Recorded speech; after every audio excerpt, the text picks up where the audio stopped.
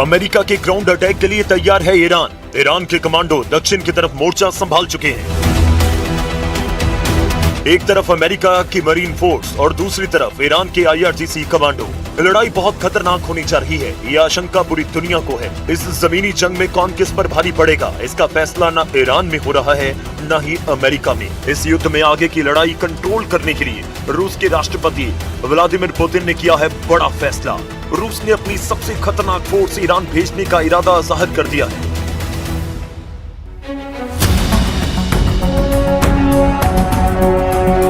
Report है कि Putin ने अपनी स्पेशल फोर्स ईरान में उतारने का फैसला किया है। पुतिन के ऑर्डर पर कमांडर कादिरोव ने ईरान युद्ध में उतरने का इरादा पक्का कर लिया।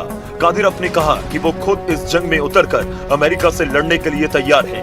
कादिरोव ने अपने चेचन लड़ाकों को ईरान के लिए लड़ने का ऑर्डर दिया है और अब ये खूंखार चेचन लड़ाके अमेरिका की ईंट से ईंट बजाने के लिए ईरान की जमीन पर पहुंच रहे हैं।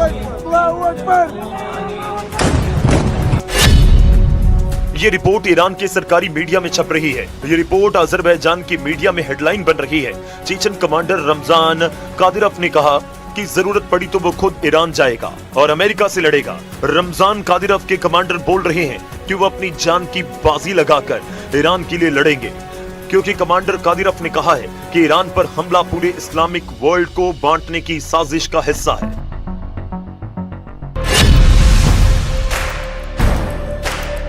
यूक्रेन के मारियुपोल, बखमुत और रूस के कर्स्क में पूरी दुनिया के कादिरोव के लड़ाकों की बहादुरी देखी है। चेचन लड़ाके किस तरह लड़ते हैं, गोली और बारूद से डरते नहीं बल्कि उनके बीच जीते हैं। अब चेचन लड़ाकों की इसी बहादुरी को पुतिन ईरान में इस्तेमाल करना चाहते हैं। ये रिपोर्ट्स बता रही हैं कि अमेरिका को हराने के लिए पुतिन ने अपने जांबाज लड़ाकों को ईरान में उतारने का फैसला किया है।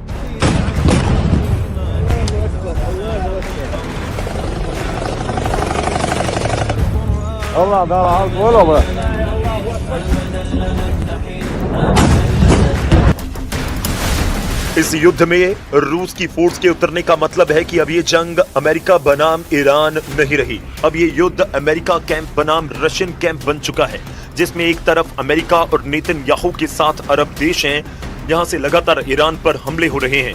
वहीं दूसरी तरफ ईरान को बचाने के लिए तैयार है रूस, चीन और उत्तर कोरिया। यही वजह है कि इस जंग को अब तीसरे विश्व युद्ध की शुरुआत कहा जा रहा है, जहां वॉर जोन ईरान है और दोनों तरफ लड़ने वाली ताकत सुपर पावर मानी जा रही है। ईरान के खिलाफ ग्राउंड ऑपरेशन के लिए अमेरिका इसलिए मजबूर हो रहा है क्योंकि वो अब ईरान के मिसाइल अटैक को नहीं रोक पा रहा। ईरान की खुर्रम शहर और सेजिल मिसाइल किस तरह इजराइल पर हमला कर रही है, इसके वीडियो लगातार वायरल हो रहे हैं। ईरान लगातार अपनी मिसाइल पावर से इजराइल, अमेरिका और खाड़ी देशों को शॉक पर शॉक देता जा रहा है। ये इजराइल का आसमान है और यहाँ ईरान की बैलिस्टिक मिसाइल कैसे इजराइल की 2 इंटरसेप्टर को धोखा देती है।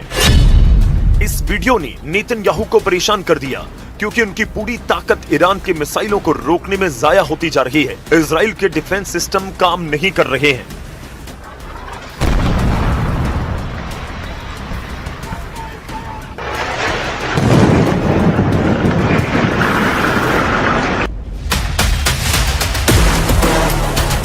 ईरान के क्लस्टर बम जहां गिरते हैं वहां ऐसी तबाही होती है।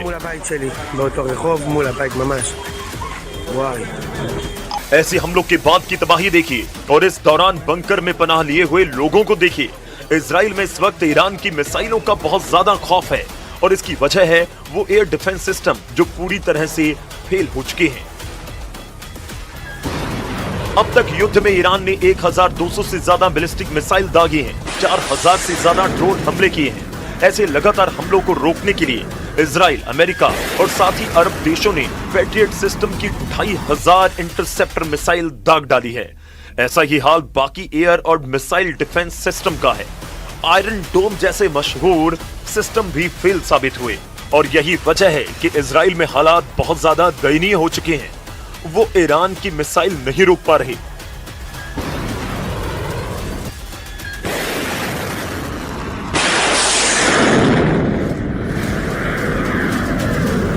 लेकिन डोनाल्ड ट्रंप की प्रवक्ता कैरोलिन का दावा है कि इस युद्ध में अमेरिका को लगातार कामयाबी मिल रही है।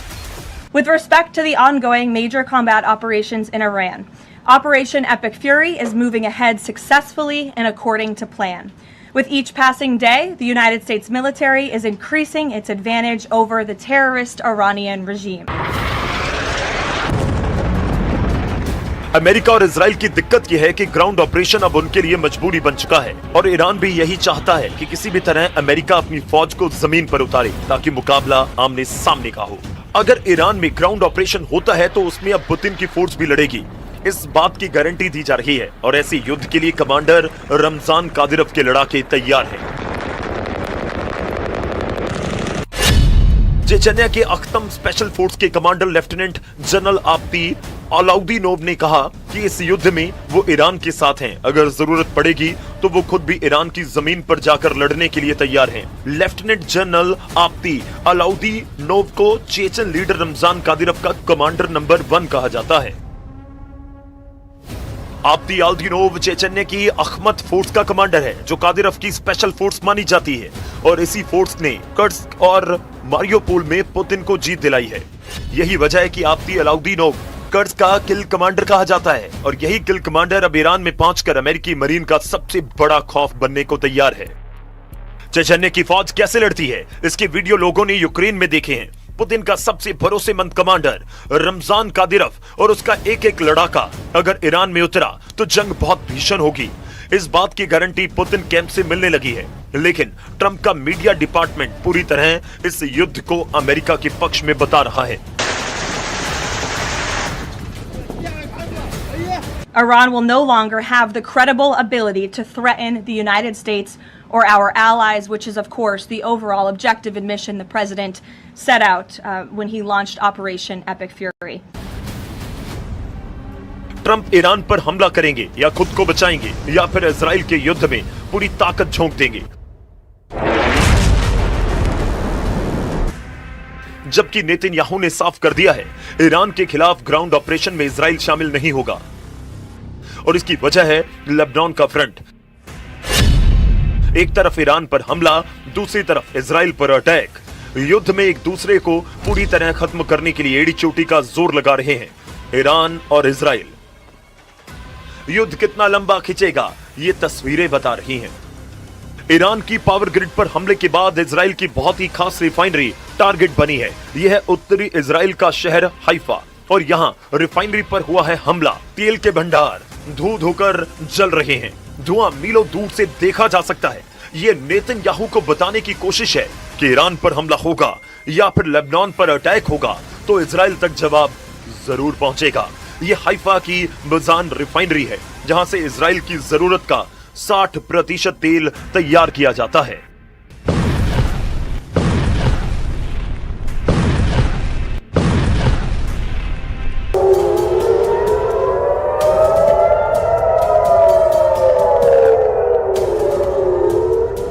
इजराइल की सरकार का दावा है कि हाइफा की रिफाइनरी को ज्यादा नुकसान नहीं पहुंचा और तेल की सप्लाई पर कोई असर नहीं पड़ेगा। यही वजह है कि ईरान को रोकने के लिए अब ट्रंप उसकी जमीन पर उतरकर लड़ना चाहते हैं। इसके लिए अमेरिका के 50,000 सैनिक तैयार भी कर दिए गए हैं। ईरान की सेना ने कहा कि फारस की खाड़ी और हॉर्मुज के समुद्री गलियारे में अमेरिका की फौज पहुंची तो वो शार्क मछलियों का खाना बन जाएगी। ईरान की नौसेना ने कहा कि जिस तरह उसके जहाज को अमेरिका की पनडुब्बी ने श्रीलंका के पास डुबोया था उसी तरह अमेरिका के जहाजों को ओमान की खाड़ी में डुबो देंगे। جمهور آمریکا ثابت کرده تنها زبانی که میشناسد زبان زور است.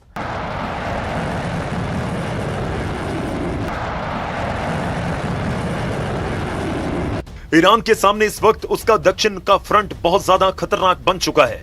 यहां अमेरिकी फौज का उतरना ऐसा ऑपरेशन होगा जिसमें खून दोनों तरफ से बहेगा।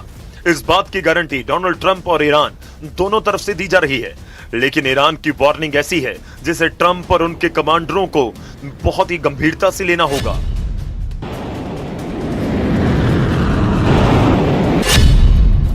क्योंकि अब तो चेचन लड़ाके भी ईरान की तरफ से लड़ने को तैयार हो चुके हैं।